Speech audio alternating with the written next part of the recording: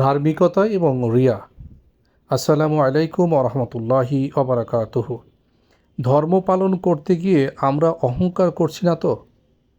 অনেক ক্ষেত্রে জ্ঞানীদের মধ্যে এই প্রবণতা অনেক বেশি থাকে, আলেমদের মধ্যে এই প্রবণতা বেশি থাকে।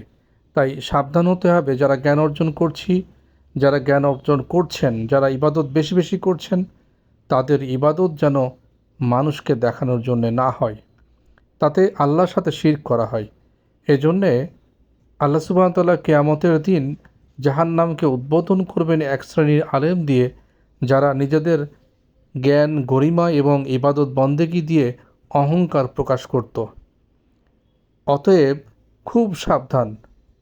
সমস্ত আমল, ইবাদত, জ্ঞান ধ্বংস হয়ে যাবে যদি ভেতরে এরকম ধরনের একটু ফখর আসে যে আমি তো অনেক জ্ঞানী মানুষ, আমি তো চমৎকার সুন্দর তেলাওয়াত করি, আমি তো খুব নামাজি, পরহেজগার, মুত্তাকিন, আমি তো তেলাওয়াতকারী, তাসবিহকারী।